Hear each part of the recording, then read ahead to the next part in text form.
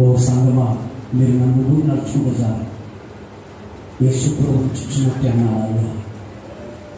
సురేష్ అయిన తర్వాత పౌలు గారు చెప్పిన మాటను దైవజనులను నేను చూశాను. దేవుడి ద్వారా అంత మాదిరిగా దేవుడి ద్వారా మీరు నన్ను పోలి నడుచుకోండి అంటే, పౌలుని చూస్తే సాక్షాత్ యేసు ప్రభు చూసినట్టే, పౌలు మాట్లాడితే దేవుడు మాట్లాడినట్లే.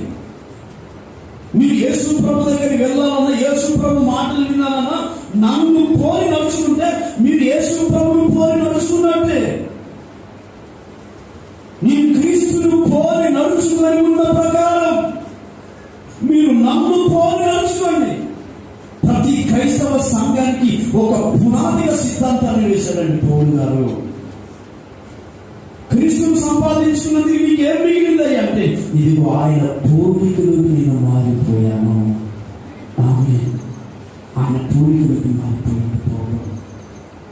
ఆయన పూర్వీకులని కాదు, ఆయన పూర్వీకులకు మారిన తర్వాత పౌలు గారిని దేవుని అంత స్థితిలోకి తీసుకెళ్ళాలంటే, అదే 4వ అధ్యాయం ఫిలిప్పీ రాసిన పత్రికలో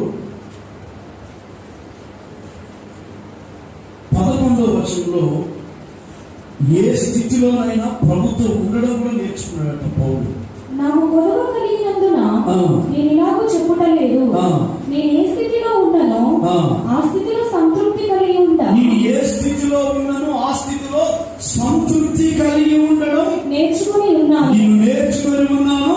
దీన స్థితిలో ఉండనెరుగుదును, నేను దీన స్థితిలో ఉండనెరుగుదును, సంపన్న స్థితిలో ఉండనెరుగుదును, సంపన్న స్థితిలో కూడా నేను ఉండనెరుగుదును. ప్రతి విషయంలోను అన్ని కార్యాలలోను, చూసారండి, అన్ని కార్యాలలోను కడుపు నిండి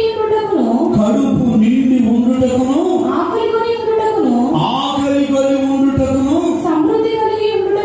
సమృద్ధి కలిగి ఉండుటకును, లేమిలో దరిద్రమైన స్థితిలో ఉండుటకు కూడా నేర్చుకుని ఉన్నాను. నేను అన్ని పరిస్థితులకు అలవాటుగా నేను నేర్చుకొని ఉన్నాను. క్రీస్తును సంపాదించుకున్న వారి జీవితంలో దేవుడు వారికి మొదటిగా పోలికలు ధరింపజేస్తాడు.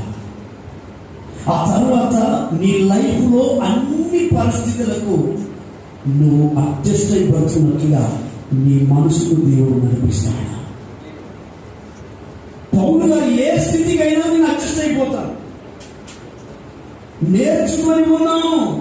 చూసారండి, ఆయన ఉన్న స్థితిలో ఉన్నప్పటికీ కూడా నేను ఇంకా నేర్చుకుంటున్నా అంటున్నాడు. ప్రతి వారి జీవితంలో